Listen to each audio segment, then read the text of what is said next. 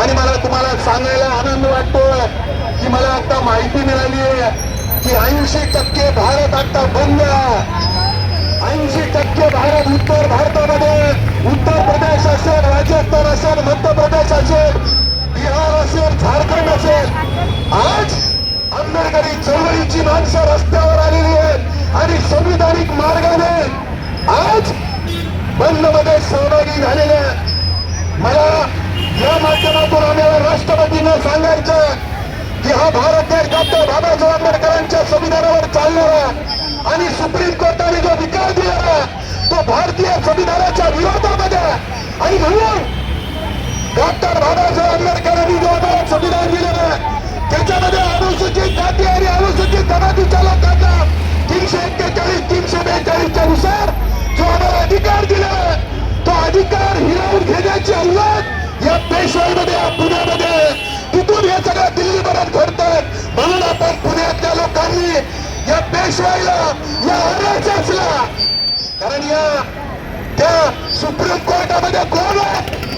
अरे सुप्रीम कोर्टामध्ये एकाच जातीची लोक आहेत. कुठल्या जातीची लोक आहेत? 3.5% आले लोक आहेत.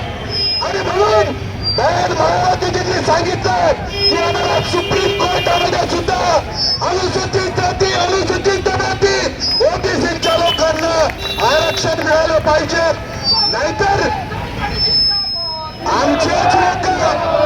आमचीच लोक चमचे बनवून RSSचं काम करणारी अवलाद सुप्रीम कोर्टामध्ये सुद्धा बसायला लागलेली आहे.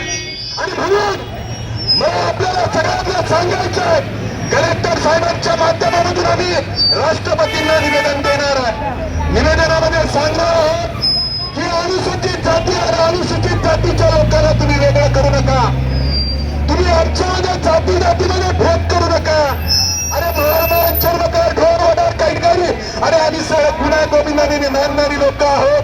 बाबासाहेब आंबेडकरांनी आम्हाला अरे 1500 जातींना अनुसूचित जाती बनवलं. अरे 750 जातींना आदिवासी बनवलं, अनुसूचित जमाती बनवलं. अरे 3743 जातींना ओबीसी केलं. एवढं मोठं काम 6743 जातीमध्ये विभागलेला बहुजन समाजाला डॉक्टर बाबासाहेब आंबेडकरांनी SC, ST, ओबीसी मध्ये एकत्रित केलं. अरे आमच्यामध्ये बंधुभाव निर्माण केला. अरे परंतु ही RSSची किलावत समरस्तेच्या नावाखाली आमच्या जातीमध्ये भेद निर्माण करतात. अरे बाबासाहेब दलितांचा, बाबासाहेब टोटांचा, अरे अण्णाभाऊ मातंगांचा, अरे संत रविदास चर्मकारांचा, अरे छत्रपती शिवाजीराजे महाराज मराठ्यांचे या भेद निर्माण करतात.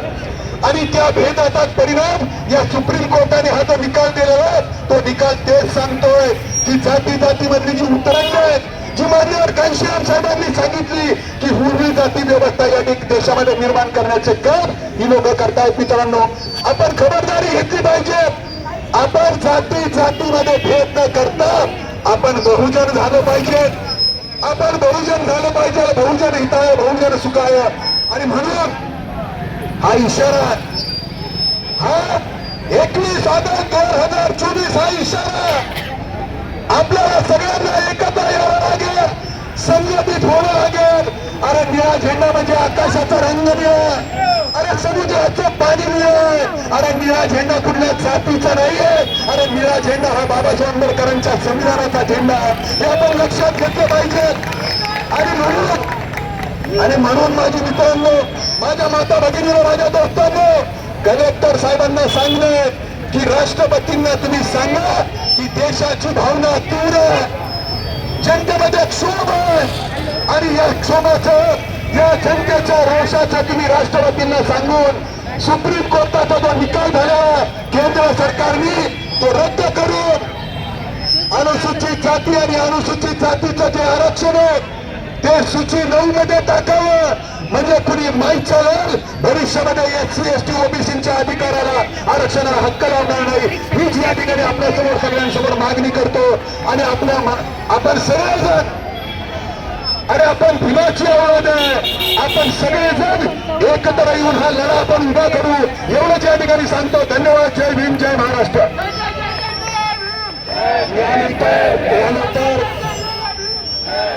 वंचित बहुजन आघाडीचे नेते